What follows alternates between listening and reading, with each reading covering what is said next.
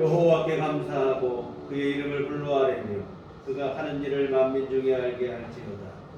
그에게 노래하며 그를 찬양하며 그의 모든 기이한 일들을 말할지어다. 그의 거룩한 이름을 자랑하라. 여호와를 구하는 자들은 마음이 즐거울지어다. 여호와와 그의 능력을 구할지어다. 그의 얼굴을 항상 구할지어다. 아멘. 다 잘 일어나셔서 찬송가 21장, 찬송가 21장 이제 찬송하겠습니다.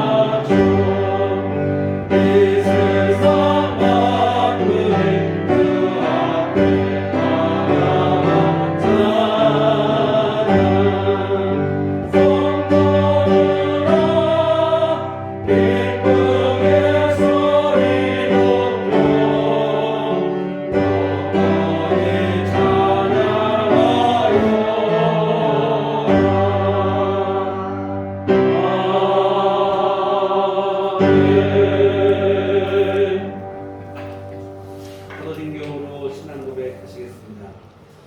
전능하사 천지를 만드신 하나님 아버지를 내가 믿사오며 그의 아들 우리 주 예수 그리스도를 믿사오니 이는 성령으로 잉태하사 동정녀 마리아에게 나시고 본디오 빌라도에게 고난을 받으사 십자가에 못 박혀 죽으시고 장사한 지 사흘 만에 죽은 자 가운데서 다시 살아나시며 하늘에 오르사 전능하신 하나님 우편에 앉아 계시다가 저리로서 산자와 죽은 자를 심판하러 오시리라. 성령을 믿사오며 거룩한 공예와 성도가 서로 교통하는 것과 죄를 사하여 주시는 것과 몸이 다시 사는 것과 영원히 사는 것을 믿사옵나이다. 아멘. 성시교독은 교동 125번입니다.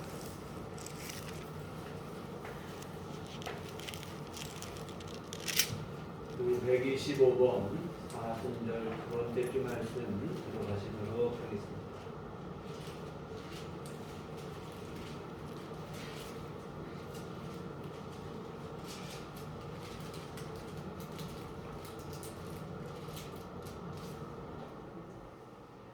하나님이여 사슴이 신의 물을 찾기에 갈급함같이 내 영혼이 주를 찾기에 갈급하니이다. 내 영혼이 하나님 곧 살아계시는 하나님을 갈망하나니 내가 어느 때에 나가서 하나님의 얼굴을 배울까. 사람들이 종일 내게 하는 말이 내 하나님이 어디 있느냐 하오니 내 눈물이 주야로 내 음식이 되었도다. 내 영혼아 네가 어찌하여 낙심하며 어찌하여 내 속에서 불안해하는가. 너는 하나님께 소망하노라. 그가 나타나 도우심으로 말미암아 내가 여전히 찬송하리로다. 낮에는 여호와께서 그의 인자하심을 베푸시고 밤에는 그의 찬송이 될 수 있어 생명의 하나님께 기도하리로다. 내 반석이신 하나님께 말하기를 어찌하여 나를 잊으셨나이까. 내가 어찌하여 원수의 앞에로 말미암아 슬프게 되었나이까 하리로다. 내 뼈를 찌르는 칼같이 내 대적이 나를 비방하여 늘 내게 말하기를 내 하나님이 어디 있느냐 하도다. 내 영혼아 네가 어찌하여 낙심하며 어찌하여 내 속에서 불안해하는가. 너는 하나님께 소망하노라. 나는 그가 나타나 도우심으로 말미암아 내 하나님을 여전히 찬송하리로다. 아멘. 성경은 찬송가 6장입니다.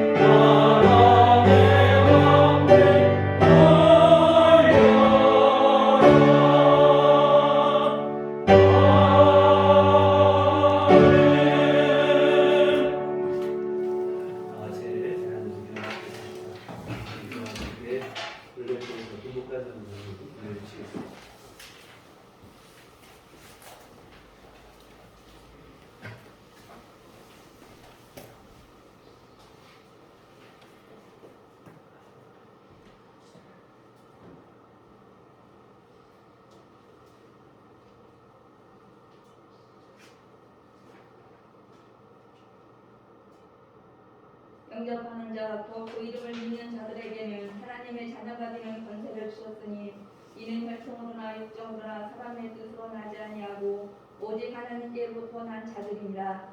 말씀이 신이 되어 우리 가운데 거하심에 우리가 그의 영광을 보니 아버지의 독생자의 영광이요 은혜와 진리가 충만하더라. 거룩하시고 은혜로우신 아버지 하나님 감사합니다. 코로나19로 인해 주심하고 성도님들 다 나와 예배드릴 수 없지만 전염병에서 지켜주시고 주님의 복된 날 불러주셔서 주님의 보좌 앞에 나와 예배드리게 하시니 참으로 감사합니다. 우리와 늘 함께 하시는 주님은 주님을 찬양하고 경배합니다. 우리들의 예배를 기뻐 받아 주시옵고 예배드리는 성도님들의 영혼의 복을 충만히 내려 주시옵소서. 은혜의 주님, 언제나 은혜를 베푸시기를 원하시는 주님께 우리의 삶을 드리기를 원합니다. 성령님의 도우심을 따라 기도하며 말씀 붙잡고 한 걸음 한 걸음 앞으로 나가 주님을 향해 나아갑니다. 때로는 우리들이 예배드리러 나오지 못할 때 전염병 핑계를 대고 있지는 않는지 우리 자신을 뒤돌아보게 하여 주시옵소서. 우리를 불쌍히 여겨 주시옵소서. 오직 주님만 바라보게 하여 주시옵소서. 허물과 죄로 죽었던 우리를 살리신 주님께 간절히 구합니다.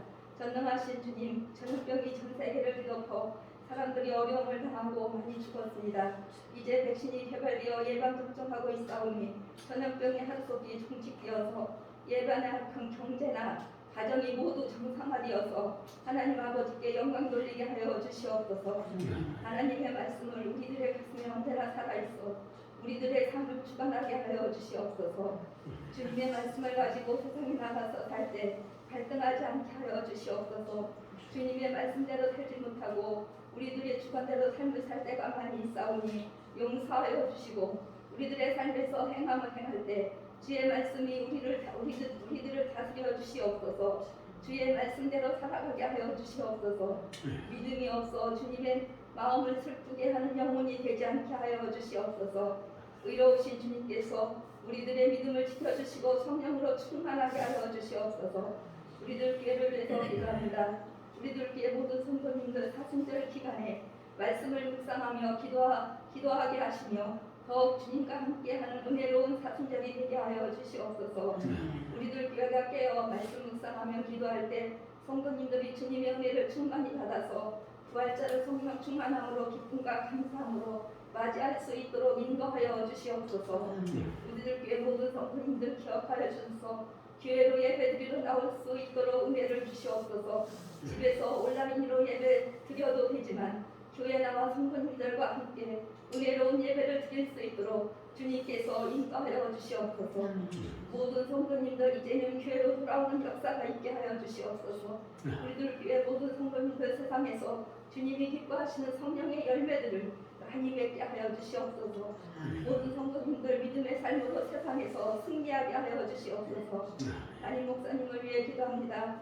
주님, 담임 목사님 교회를 위하여 성도님들을 위하여 날마다 기도하시고 신방하시고 말씀 준비하실 때마다 지혜와 권능이 충만함을 부어주시옵소서. 목사님 영육간에 강건케 하여 주시옵소서. 목사님 영육간에 모세와 같이 눈이 어둡지 아니하고 몸이 새하지 않게 하여 주시옵소서. 목사님 강단에서 살아계신 하나님의 말씀을 선포하실 때 진리의 말씀이 우리들의 삶 속에서 역사하여 주시고 우리들은 변화받아 삶에서 하나님의 능력이 나타나게 하시고 승리케 하여 주셔서 하나님 아버지께 늘 영광 돌리게 하여 주시옵소서.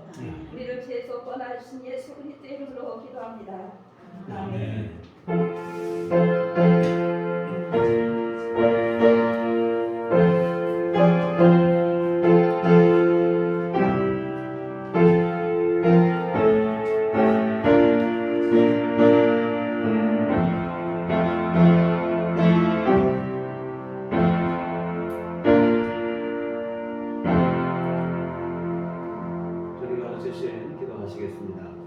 하늘에 계신 우리 아버지여, 이름이 거룩히 여김을 받으시오며 나라가 임하옵시며 뜻이 하늘에서 이룬 것 같이 땅에서도 이루어지이다. 오늘날 우리에게 일용할 양식을 주옵시고 우리가 우리에게 죄 지은 자를 사하여 준 것 같이 우리의 죄를 사하여 주옵시고 우리를 시험에 들게 하지 마옵시고 하나님께서 구하옵소서. 이 나라와 권세와 영광이 아버지께 영원히 있사옵나이다. 아멘. 이 시간 우리 주신 하나님 말씀은 구약성경 스가랴 7장 1절에서 10절까지 말씀 보시고 제가 가지고 있는 성경은 구약성경 1313쪽에 기록되어 있습니다. 구약성경 1313쪽 스가랴 7장 1절에서 7절까지 말씀 보시도록 하겠습니다.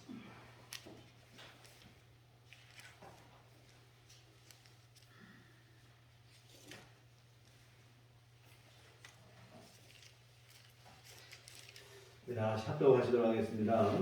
다리오 왕 제4년 9째 달 곧 기슬레월 4일에 여호와의 말씀이 스가랴에게 임하니라. 그때 베델 사람이 사레셀과 레게멜렉과 그의 부하들을 보내어 여호와께 은혜를 구하고 만군의 여호와의 전에 있는 제사장들과 선지자들에게 물어 이르되 내가 여러 해 동안 행한 대로 호를 울며 근신하리까 하며 만군의 여호와의 말씀이 내게 임하여 이르시되 온 땅의 백성과 제사장들에게 이르라.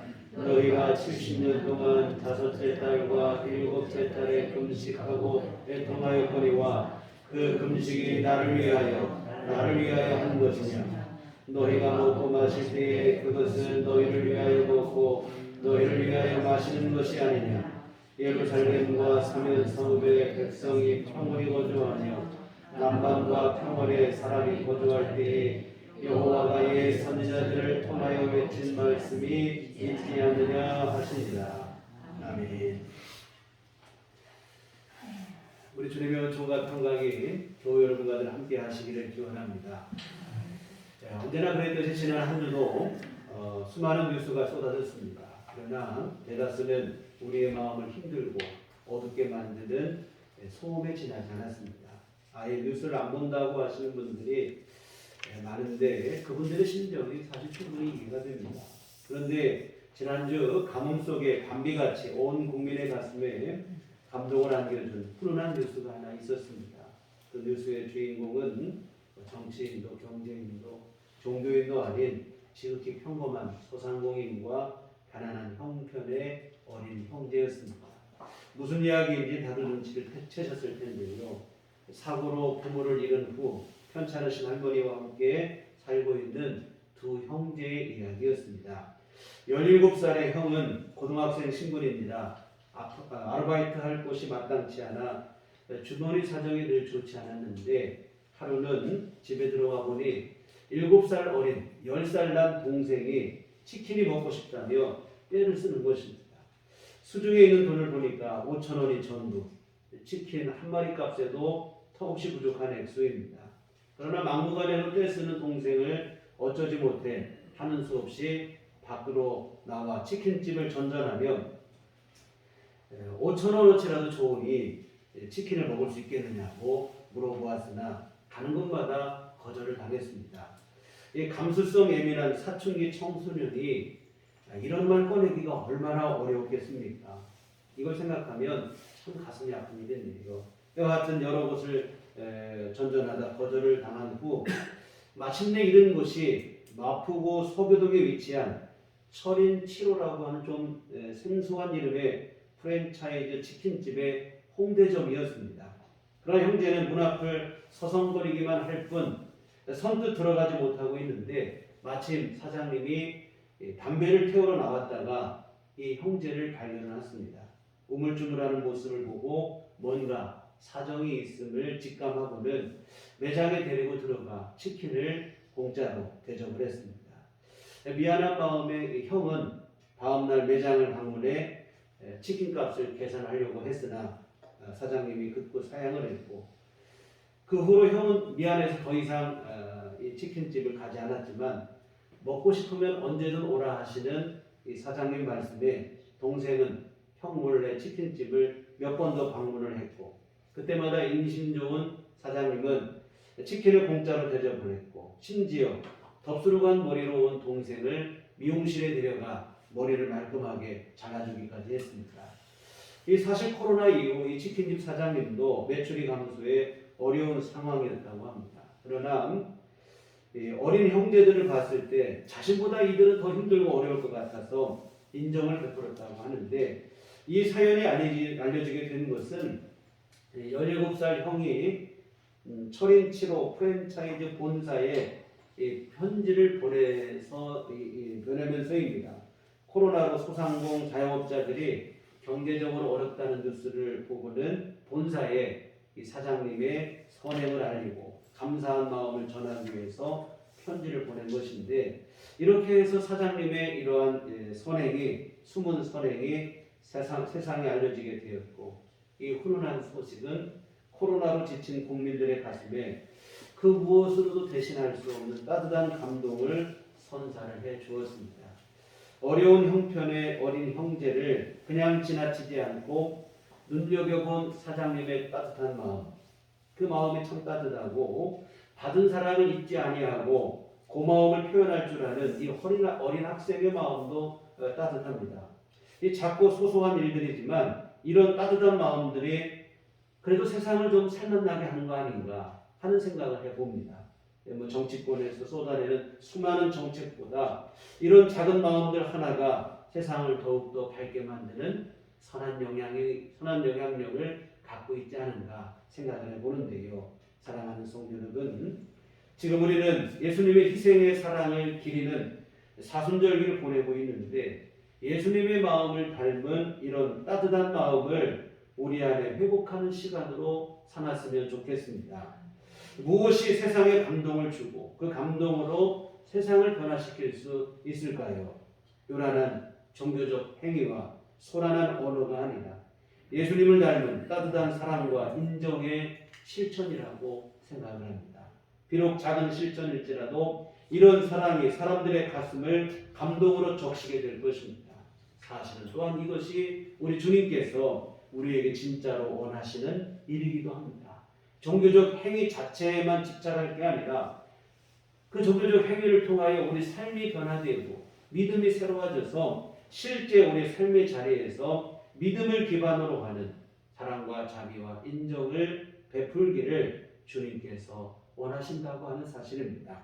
오늘 본문을 통해서도 이러한 사실을 우리가 얼핏 확인할 수 있는데요. 오늘 본문의 시간적 배경은 이 바벨론 포로에서 돌아온 이후의 상황입니다.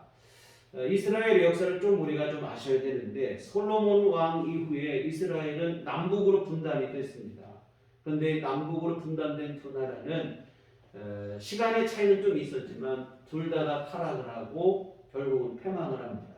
북왕국 이스라엘이 먼저 아시리아 제국에 의해서 패망을 하고 다음으로 남왕국 유다마저 바벨론 제국에 의해서 패망을 하게 됩니다. 그런데 이처럼 남유다 왕국이 바벨론 제국에 의해서 패망을 할 때 충격적인 사건이 벌어지게 돼요. 그게 바로 뭐냐면 예루살렘 성전이 무너진 일입니다. 하나님의 성전, 이 예루살렘 성전, 하나님의 임재의 상징이고 온 유대인의 자부심인 성전이 너무도 처참하게 무너진 것입니다. 남유다에게 가장 치욕스러운 날로 기억될 사건인데요. 이와 같은 이처럼 바벨론 제국의 국권을 빼앗기고 성전은 무너지고 대다수의 백성들은 바벨론으로 포로로 끌려가는 그러한 신세가 되었습니다. 이렇게 포로로 잡혀간 사람들이 70년이 지난 다음에야 포로 생활을 청산하고 고향으로 돌아올 수 있게 되어졌는데 이렇게 포로에서 돌아온 사람들 이들이 가장 먼저 한 일이 뭐냐면 무너진 성전을 다시 세우는 일이었습니다. 물론 안타깝게도 중도에 한 차례 중단되는 아픔을 겪기는 했어요. 그러나 학개와 오늘 본문을 기록된 스가랴 선지자의 격려 속에 끝내는 성전을 완공을 하게 되어집니다. 그런데 오늘 본문은 이런 성전 재건 공사가 아직 완공된 때는 아니고 완공을 눈앞에 두고 있는 시기에 일어난 일입니다.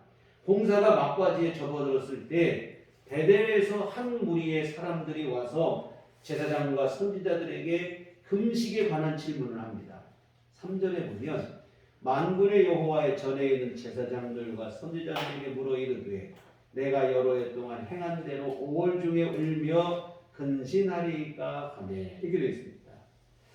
이 질문의 요지는 뭐냐면 우리가 바벨론 포로에서도 이제는 돌아왔고 그리고 성전도 완공되어 가고 있으니 그동안 해오던 금식을 이제는 그만해도 되지 않겠느냐 이런 질문입니다. 여러분 포로 생활을 하는 동안 이스라엘 백성들은 1년에 4차례 금식을 했어요. 바벨론에 의해서 나라가 패망한 날을 기념하는 4월 금식이 있었고 예루살렘 성읍과 성전이 불탄 것을 기념하는 5월의 금식이 있었고 이스마엘이 유대 총독 그다랴를 살해한 것을 기념하는 7월의 금식 그리고 바벨론 군대가 예루살렘을 공격하기 시작한 것을 기념하는 10월의 금식이 바로 그것인데 이와 같은 바벨론에 의해서 나라가 패망하는 과정 중에 일어난 중요한 사건마다 그 사건들을 기념하여 금식을 하며 자신들을 돌아보는 이러한 시간으로 삼았습니다. 그런데 이제는 뭐냐면 포로 생활도 끝났다는 거예요. 그러니까 성전도 세워졌으니 우리가 더 이상 금식을 할 이유가 없지 않느냐. 지난 70년 포로 생활 동안 우리 충분히 금식을 했다. 뭐 이런 얘기예요. 그런데 이들의 이 질문에 하나님께서 갑자기 직접 나서서 대답을 하는 거예요. 사실 이들은 누구에게 물었냐면 제사장과 선지자들에게 물었어요. 그런데 하나님이 제사장과 선지자들이 대답하기 전에 직접 나서서 대답을 하시는 거예요. 왜 그랬을까? 백성들의 질문이 사실은 불쾌했기 때문에 도저히 두고 가만히 계실 수 없어서 하나님이 나서서 대답을 하시는데 뭐라고 하시냐면 5절 온 땅의 백성과 제사장들에게 이르라 너희가 70년 동안 5째 달과 7째 달에 금식하고 애통하였거니와 그 금식이 나를 위하여 한 것이냐 이렇게 되어 있습니다. 포로 생활 70년 동안에 충분히 금식하고 애통했다고 하는데 솔직히 말해보자면 그동안 너희가 한 금식 도대체 누구를 위해서 한 거냐? 나를 위하여 한 것이 맞느냐? 2번이나 반복하여 하나님께서 물으시는데 하나님을 위해서 금식한 게 아닌 것 같다는 거예요. 하나님 보실 때 6절에 보면 너희가 먹고 마실 때 그것은 너희를 위하여 먹고 너희를 위하여 마시는 것이 아니냐. 너희를 위하여 음식을 먹은 것처럼 금식도 마찬가지로 너희를 위해서 한 것이 아니냐 이런 얘기예요. 근데 이제 와서 무슨 우리가 하나님을 위해서 금식을 할 만큼 했으니 성전도 재건되고 이제 금식 그만할 때도 되지 않았느냐 이런 되지도 않는 말을 하느냐는 거예요. 하나님께서는 지금까지 70년 동안에 한 번도 제대로 된 금식을 받아본 적이 없다는 거예요. 70년 동안 금식을 열심히 했는데 사실은 형식적인 금식에 불과할 뿐이라 하나님께서 매섭게 책망하십니다. 하나님의 분노는 여기서 그치지 않습니다. 7절부터 한번 보시겠습니다. 7절부터 11절까지 한번 보시겠는데 예루살렘과 사면 성읍의 백성이 평온히 거주하며 남방과 평원의 사람이 거주할 때에 여호와가 옛 선지자들을 통하여 외친 말씀이 있지 않느냐 하시니라.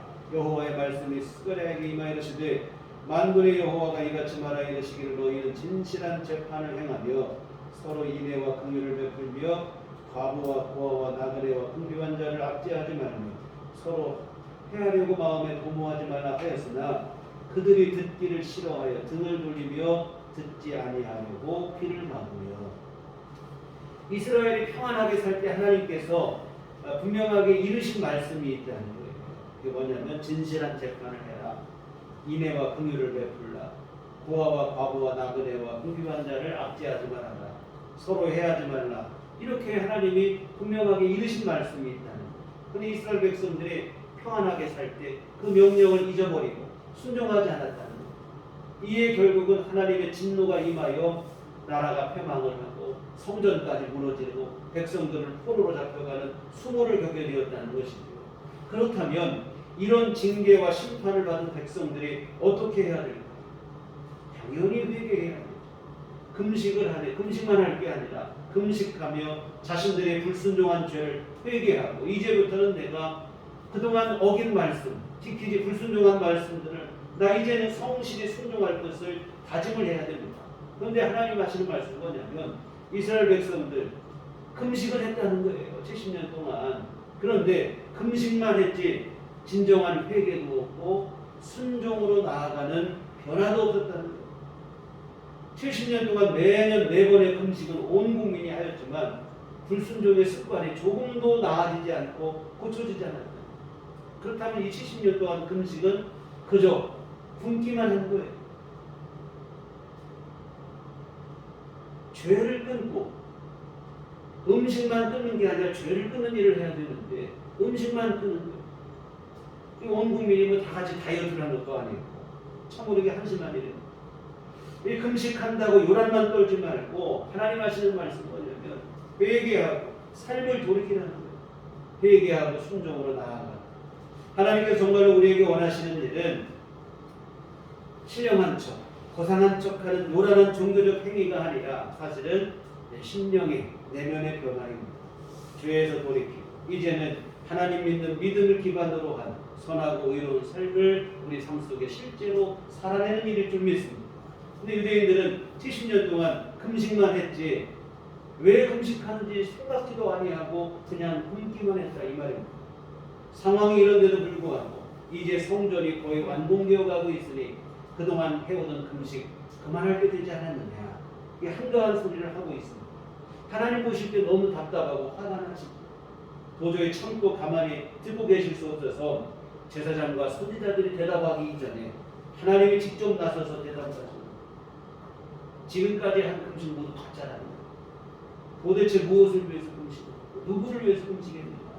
나를 위한 금식이 맞느냐?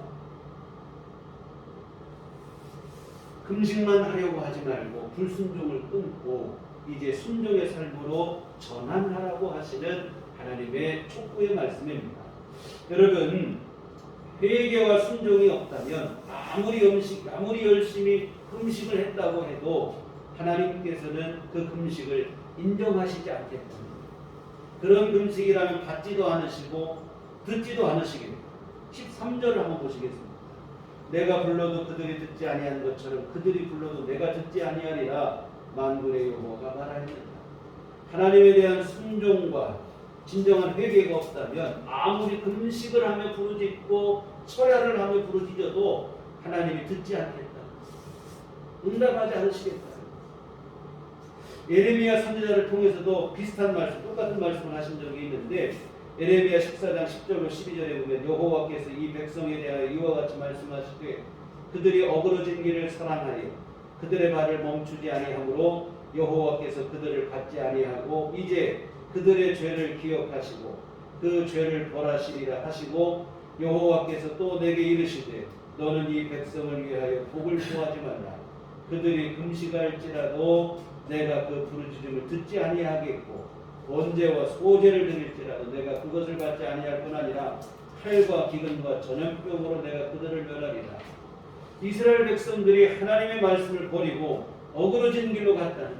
잠깐 그렇게 한 것이 아니라 어그러진 그 길을 사랑하여 지금까지도 멈추지 않고 아예 그 길에 머물러 있다는 거예요. 이 하나님은 에레미야에게 뭐라고 하냐면 이 백성들을 위해서 복을 구하지 말라는 거예요. 이 백성들을 위해서 기도도 하지 말라는 거예요. 아무리 기도해도 하나님이 듣지 않으십니다. 그리고 그들이 기도로 나왔을지라도 하나님 앞에 금식하며 나올지라도 하나님께서 듣지 않으십니다. 번제와 소제를 드릴지라도 받지 않으시겠다. 뭐냐면 진정한 회개를 통한 순종으로의 전환이 없다면 백날 금식을 해도 소용없는 일이라는 거예요. 금식을 하는 행위 자체가 우리를 하나님 앞에 온전하게 하는 게 아닙니다. 금식하는 행위 그 자체에만 의미를 두면 모두가 허사라집니다. 설령 40일 금식에도 하나님 앞에는 아무 의미를 갖지 못해요. 왜 금식하는가? 이게 분명해요. 금식의 정말 중요한 의미는 회개에 있다는 사실을 잊지 않으셨으면 좋겠습니다. 단순히 음식을 안 먹는 게 중요한 게 아니라 죄를 회개하는 게 금식의 본질입니다. 죄를 슬퍼하고 죄에서 돌이키고 그러한 의지적 결단을 분명히 하고 이와 같은 진정한 회개가 일어나야 비로소 그 금식이 의미를 갖게 되고 하나님 앞에서 인정을 받게 됩니다. 금식은 바로 이러한 회개의 의지를 보여주기 위한 사실은 상징적 행위예요. 내 마음의 의지, 내 마음의 다짐을 보여주기 위해서 하는 행위일 뿐이지 행위 자체가 의미를 갖는 거예요. 여러분 뭐와 비유하냐면 운동선수들이 새로운 각오를 다짐하기 위해서 어떻게 합니까? 보니까 머리를 감은 사람이 많이 있더라고요. 우리 지역을 연고지로 하고 있는 야구단 부진한 성적을 계속하고 있을 때 몇 해 전에 기억되는데 선수단 중에 대다수의 사람들이 새로운 각오를 다짐하며 삭발을 하는 거예요. 근데 삭발을 했는데 경기력이 도무지 살아나지 않는 거예요. 물론 머리를 깎았다고 없던 경기력이 하루아침에 생기지는 않겠지요. 그런데 문제는 뭐냐면 근성과 투지를 보여주지 못하는 게 문제예요. 지더라도 최선을 다하고 투지를 보여주고 이래야 되는데 너무 허무하게 무너지는 날들이 많죠. 상황이 이렇게 되니까 팬들이 비난을 하는 거예요. 조롱 섞인 비난을 하는데 뭐라고 하냐면 야구단이 무슨 절이냐, 감독은 주지 스님이고 선수들은 그냥 스님이냐, 뭐 이런 말들을 비난하는 말들이 많았어요. 머리만 깎을 게 아니라 각오와 의지를 새롭게 하는 게 더 중요하다는 얘기가 되겠죠. 금식도 마찬가지. 금식만 하는 게 중요한 게 아니고 회개하고 돌이키는 게 더 중요한 일인 줄 믿습니다. 이스라엘 백성들이 이 부분을 오해하고 있었던 거예요. 단지 금식한 것만 가지고 다 됐다고 생각을 했습니다. 이 하나님이 이스라엘 백성들에게 뭐라고 하십니까? 죄를 멈춰라. 회개하라는 거예요. 죄를 멈추고 하나님 앞에 돌아오라고 명령하십니다. 포로에서 돌아와서 다 끝낸 거 아니라는 거예요. 하나님 앞에 돌아와야 진짜 돌아온 거라는 거예요. 회개를 통하여 하나님 앞에 돌아와야 된다. 그리고 그렇게만 되면 하나님께서 친히 금식의 날을 기쁨의 날이 되게 해주시겠다. 이제 금식 그만할 때 되지 않았느냐 이런 말 하지 않아도 하나님이 그만하라고 하신다는 거예요. 스가랴 우리 8장 19절을 보시겠습니다. 만군의 여호와가 이같이 말합니다. 넷째 달에 금식과 다섯째 달에 금식과 일곱째 달에 금식과 열째 달에 금식이 변하여 유다 족속에게 기쁨과 즐거움과 희락의 절기들이 되리니 오직 너희는 진리와 화평을 사랑할지니라 했습니다. 너희가 진리와 화평을 사랑하면 죄에서 회개하고 돌이켜서 진리를 사랑하고 화평을 사랑하며 하나님 말씀에 순종하기만 한다면 그러면 너희가 그동안 금식했던 4번의 금식의 날들이 기쁨과 희락의 날이 되게 해주시겠다. 하나님이 하시는 말씀입니다. 금식의 날이 변하여 기쁨과 즐거움과 희락의 절기들이 될 것이다. 금식 그만할 때 되지 않았느냐고 굳이 묻지 않아도 하나님께서 먼저 알아서 너희가 금식하던 날들을 기쁨의 절기가 되게 해주시겠다. 진리와 화평을 사랑하기만 한다면, 회개하고 돌이키기만 한다면 그렇게 해주시겠다는 거예요. 여러분, 이사야서를 통해서도 하나님이 같은 말씀을 하셨는데, 이사야 58장 6절로 9절에 보면 내가 기뻐하는 금식은 흉악의 결박을 풀어주며 멍에의 줄을 끌어주며 압제당하는 자를 자유하게 하며 모든 멍에를 꺾는 것이 아니겠느냐. 또 줄인 자에게 내 양식을 나누어 주며 유리하는 빈민을 집에 들이며 헐벗은 자를 보면 입히며 또 내 고육을 피하여 스스로 숨지 아니하는 것이 아니겠느냐. 그리하면 내 빛이 새벽같이 비칠 것이며 내 치유가 급속할 것이며 내 공의가 내 앞에 행하고 여호와의 영광이 내 뒤에 호위하리니 네가 부를 때에는 나 여호와가 응답하겠고 네가 부르짖을 때에는 내가 여기 있다 하리라. 무슨 얘기냐면 고통당하는 자에서 풀어주라는 거예요. 억압당하는 자 멍에를 꺾고 자유하게 해주라. 배고픈 자에게 양식을 나눠주고 나그네를 대접하고 헐벗은 자를 입히라는 거예요. 고난당하는 형제 외면하지 말라고 하십니다. 금식만 하지 말고 금식을 통하여 너희 자신의 삶을 돌이켜서 이와 같이 선한 일들을 행하라는 거예요. 그러면 하나님께서 뭐라고 하십니까? 응답하시겠다. 하나님을 찾고 부를 때마다 내가 여기 있다. 이렇게 하시면 하나님 반드시 응답하시겠다. 단순히 음식을 안 먹었다고 금식이 되는 게 아니라 음식을 끊는 것보다 더 중요한 것은 다시 말씀드리지만 죄를 끊는 일입니다. 이게 진짜 금식이고 이런 금식을 행할 때 하나님께서 그 사람에게 응답하시고 은총을 베푸시고 그 삶을 돌보시겠다 하십니다. 종교적 행위 자체에 지나치게 집착할 것이 아니라 그 의미와 내용에 더 집중을 하셔야 됩니다. 근데 정말 여러분, 우리가 행위 자체가 어떻게 하는 것 이게 중요한 게 아니고 이것을 왜 하는지를 항상 생각을 하고 그 의미와 그 내용에 집중을 해야 됩니다. 이 금식만 그런 게 아니에요. 우리 신앙생활 전반이 다 그렇습니다. 예배도 그렇고 기도도 그렇고 찬송도 그렇고 말씀 묵상하고 봉사하고 헌신하고 충성하고 이 모든 것들을 행위 자체만 생각하고 하시면 안 됩니다. 이런 외형적 행위도 물론 중요하지만 더 중요한 것은 그 속에 내포된 진정한 의미를 아는 일이라 이 말입니다. 예배한 사람은 왜 예배를 드리는가? 하나님께 영광, 주의 은혜를 입고 그러면 예배 드린 사람답게 우리 삶을 살아가요. 기도한 사람 또한 자신의 기도에 합당한 삶을 살아야 해요. 찬송과 말씀에 부끄럽지 않은 삶을 살아야 해요. 그래야 진짜 예배가 되고 기도가 되고 찬송이 되고 우리의 신앙생활이 되어진다고 하는 사실입니다. 정말 여러분, 금식을 했으면 진정으로 회개하며 죄를 끊어야 해요. 음식을 끊는 게 전부가 아니에요. 죄를 끊는 게 훨씬 더 중요한 일이 되겠죠. 회개를 통해 이제는 하나님의 뜻에 순종하는 삶으로 나아가야 할 것입니다. 이게 안 되면 그냥 굶는 것밖에 되지 않아요. 우리 흔히 금식이라고 하잖아요. 정말 굶는 것밖에 안 돼요. 이렇게 되면 굶는 사람도 피곤하고 그런 말도 안 되는 금식을 바라보셔야 되는 하나님도 피곤하고 피차가 다 피곤하고 은혜가 없어요. 안타까운 일입니다. 사랑하는 여러분, 지금 우리 사순절기를 보내고 있는데 교회의 전통은 금식이었습니다. 금식과 기도. 금식을 통해서 기도를 통해 참회하고 그동안의 삶을 회개하고 이러한 시간을 갖는 것이 사순절기의 교회의 전통이었습니다. 그런데 어느 순간 참회와 회개는 점점 사라지고 금식이라고 하는 껍데기만 남기 시작을 하는 거예요. 저희 중고등학교 시절을 생각해 보면 저희 중고등학교 시절에는 사순절 그중에도 고난주간 되면 은혜 금식을 했어요. 그래가지고 금식하는 것이 마치 멸류관이라도 되는 것이 자랑으로 삼고 누가 금식을 더 많이 했는가 많이 한 사람이 믿음 더 좋은 듯이 생각을 하고 그랬어요.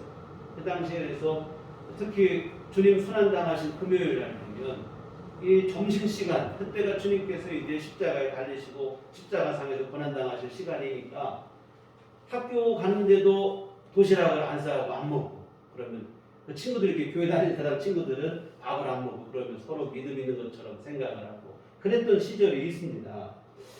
그러나 지금 생각해 보면 그때 정말 금식만 했지 회개 같은 것은 별로 안 해본 것 같아요. 금식은 서로 하면서 너 금식했냐 나도 금식했다 뭐 이렇게 하고는 했지만 회개는 별로 신경 쓰지 않는 거예요. 그냥 그때 밥 안 먹은 것 가지고 금식하는 것을 뿌듯해하는 때인데, 물론 철없던 시절이니 얼마든지 그럴 수 있어요. 그러나 여러분, 철이 들만한 신앙의 연수가 되었음에도 불구하고 이런 식의 머문다면 곤란하겠죠. 이와 같은 금식의 중요한 의미는 온데간데였고, 갈수록 형식, 껍데기만 남겠죠. 근데 더 안타까운 것은 뭐냐면 이제는 형식적인 그 껍데기마저도 없어지고 사순절이 그냥 명목상의 연례 행사로 전락하고 말았다고 하는 사실입니다. 그나마 형식으로라도 하던 금식마저도 없어지고 아무런 감흥도 없이 무심하게 그냥 사순절이 왔다 가는지도 모르게 그렇게 지나가는 거예요. 유명무실한 절기가 되고 말았습니다. 사랑하는 여러분, 이럴 수는 없는 일인 줄 믿습니다. 지난주 말씀을 드렸지만 우리 주님의 희생적 사랑은 결코 무심하게 넘겨버릴 일이 아니라 이거예요. 죄인에 불과한 우리를 상한 그 사랑 때문에 우리 주님은 십자가 죽음이라고 하는 고난을 자원하여 감당하셨습니다. 오히려 십자가 질 때가 되니까 주님이 뭐라고까지 말씀하시는가? 인자가 영광을 얻을 때가 됐다는 거예요. 오늘 우리를 위해 십자가 지는 것을 영광으로 여기시겠다는 말씀이라고 저는 늘 생각을 합니다. 여러분, 이게 얼마나 가슴 떨리는 사랑의 고백이냐 이 말이에요. 우리를 향하신 이보다 더 큰 사랑의 고백을 한 분이 누가 있냐 이 말이에요. 죄진 것밖에 없는 우리를 위해서 내가 너를 위해 십자가 질 수 있어서 영광이다.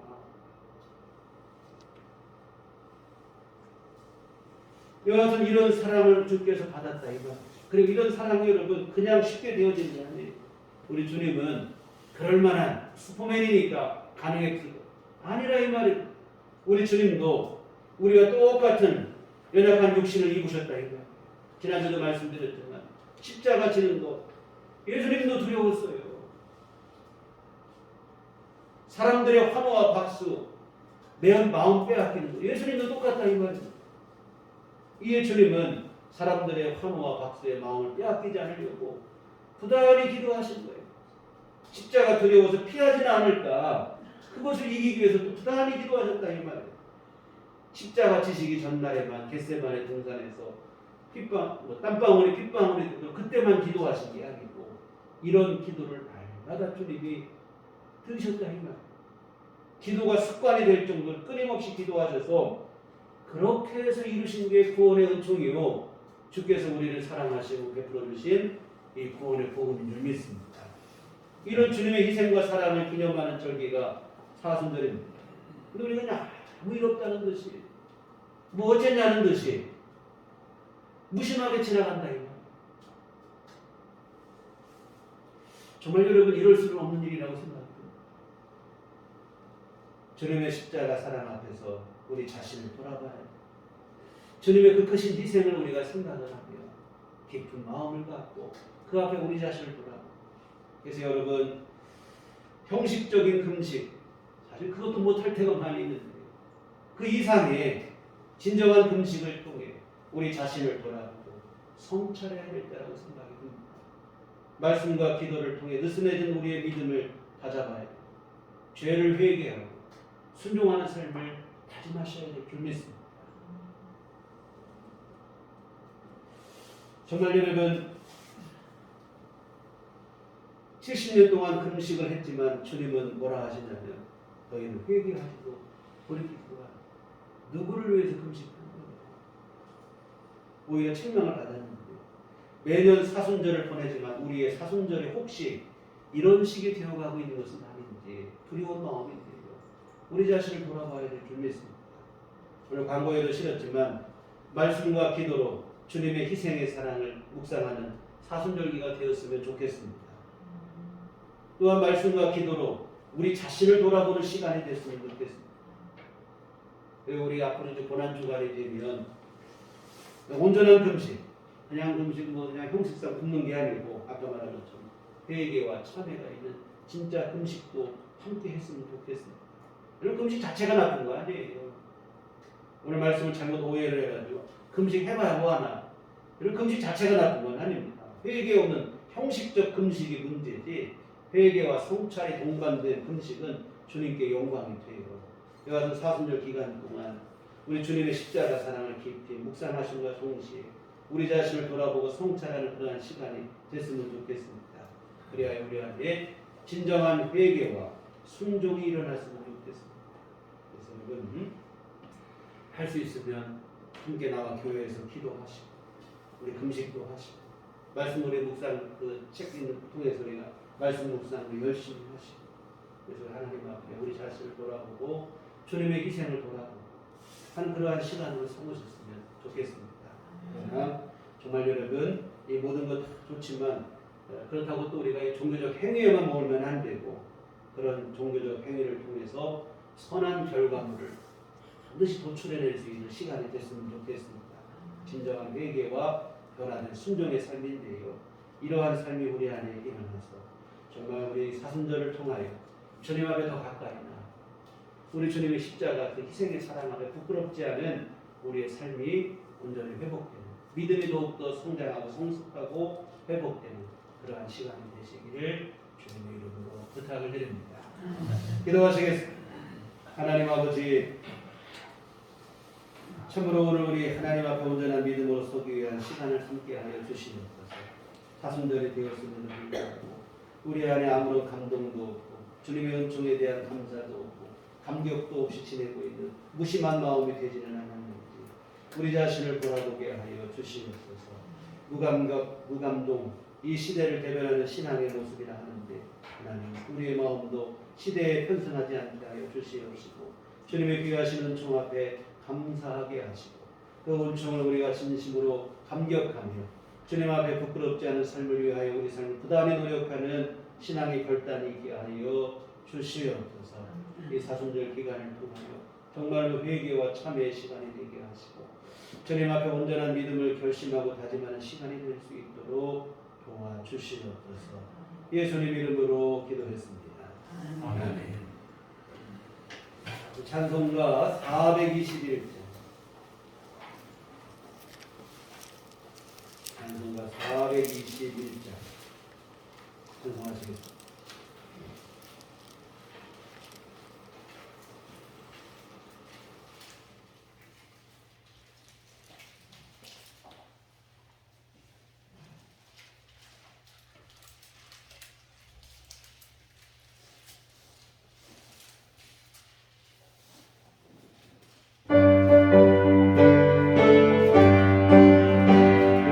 내가 예수의 모습을 삼아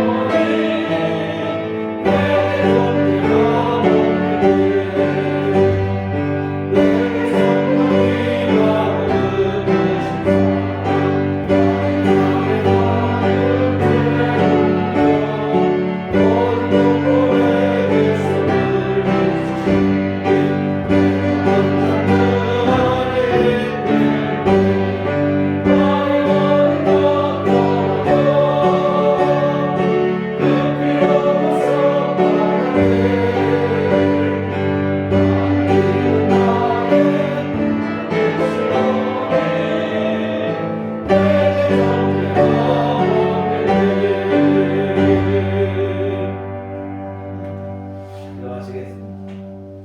하나님 아버지, 크시는 종과 사랑을 감사를 드립니다. 매일의 우리 삶을 주장하시고 하나님은 종 가운데 거하게 하시며 특별히 주님의 그 크신 구속의 은총 안에 우리를 머물게 하심을 감사를 드립니다. 귀한 은혜 감사하며 주 앞에 이 헌금을 드립니다. 주여 아버지 하나님께서 귀한 예물을 복을 주시사 하나님의 선하신 일을 위해 쓰임받게 하여 주시옵소서. 또한 아버지 하나님 정성껏 예물을 드리고 몸과 마음과 시간을 들여 주님을 예배한 모든 심령들 주께서 기뻐 받으시며 한량없는 주의 은총을 내려 주시어 우리 주님 안에서 온전한 믿음으로 거듭나는 귀한 삶이 될 수 있도록 도와주시옵소서. 이 사순절기를 통하여 우리 자신을 돌아보게 하시고 주께서 베풀어 주신 귀한 사랑을 또한 다시금 우리 하나님 묵상하게 하시어 주님 앞에서 우리 삶을 새롭게 다짐하고 결심하는 시간들 되어서 삶이 더욱더 주 안에서 성장하고 성숙하고 믿음이 세워지는 시간 될 수 있도록 주님께서 은혜를 베풀어 주시옵소서. 하나님 아버지 또한 주님 앞에 우리 간구하옵고 하나님께서 우리 모든 성도님들 귀한 아버지 하나님 시간마다 주께서 은총을 베풀어 주시어 육신의 강건함 속에 머물도록 주께서 도우시고 하나님 함께하여 주시옵소서. 육신의 연약함으로 힘들고 어렵고 생활에 불편이 있고 하나님 이러한 일 없도록 주께서 붙잡아 주시면서 날마다 새 힘으로 주께서 역사하여 주시옵소서. 하나님 또한 주 앞에 늘 부르짖는 우리 모두의 기도와 간구도 주께서 들어주시옵시고 하나님 속히 응답하여 주시고 우리가 구한 것보다 더 필요하고 좋은 것을 가장 또한 아버지 하나님 필요할 때에 우리 삶 속에 주께서 내려주시옵시고 은혜를 베풀어 주시옵소서. 하나님 경제적인 어려움을 호소하는 이들에게도 아버지 하나님께서 긍휼을 베풀어 주시옵시고 우리 주님께서 아버지 하나님 한량없는 은총을 내려주심으로 하나님 생활에 어려움이 없도록 주님께서 도우시고 하나님 때를 따라 필요한 모든 것을 공급하여 주시옵소서. 앞으로 한 주간 살아갈 때도 주 안에 주의 인도하심 속에 거하게 하시고 하나님의 선하신 보호하심을 입으며 우리 삶의 평강을 누리게 하여 주시옵시고 주님 안에서 참 희락을 누리며 아버지 하나님의 위로와 안식으로 살아가는 귀한 삶이 될 수 있도록 주께서 도와주시옵소서. 예수님 이름으로 기도했습니다. 아멘. 교회 소식 시간입니다. 우리 서로 인사하는 주님만 바라봅시다. 지금 우리 계속해서 사순절 기간을 보내고 있습니다. 금년 부활절은 4월 첫째 주일입니다. 3월 마지막 주까지 사순절이 계속되고 있는데요. 설교 중에서 말씀드린 것처럼 말씀과 기도로 주님의 사랑을 묵상하시 우리 자신을 할 수 있으면 사순절 기간에 새벽 예배에도 함께 참여하셔서 기도하시고 또 우리 이제 고난 주간이 되면 금식 기도도 이렇게 하시면서 우리가 형식적인 게 문제지 진심을 다해서 하는 다 필요한 일이고 그러한 일을 통해서 우리가 또 하나님과 가까이 나가는 시간들이 될 수 있습니다. 함께 하셔서 우리 경건 생활에 더욱더 힘을 쏟는 그런 시간이 됐으면 좋겠습니다. 다음 주 선교헌금을 드리는 주입니다. 매월 첫주에 함께 하는데 정말 복음의 씨앗을 심는 마음으로 함께 동참해 주시면 고맙겠습니다. 교회 밖의 집회와 성경으로 참여를 금하고 교회 중심으로 건강한 신앙생활 함께 이어나시게 되시기를 부탁드립니다. 우리 다 자리에 일어나셔서 평안을 너에게 주는 서로 축복하시고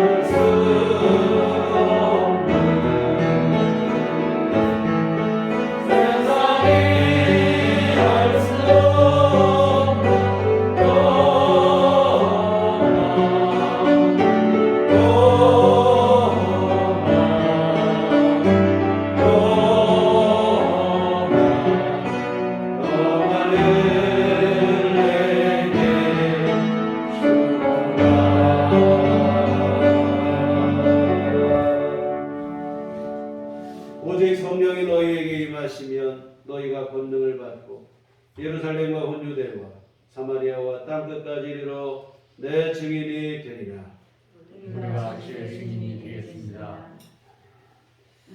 이제는 우리 주 예수 그리스도의 구속의 은혜와 하나님 아버지의 극진하신 사랑하심과 성령님의 이름의 통역사 감화감동 충만하시니 주의 피로 세우신 우리들 교회 의인과 오직 주님 앞에서 온전한 믿음으로 거듭나는 시간을 사순절을 함께 보내기를 소원하며 주의 모든 자녀들의 심령 위에 지금부터 영원토록 함께 계시기를 간절히 축원하옵나이다.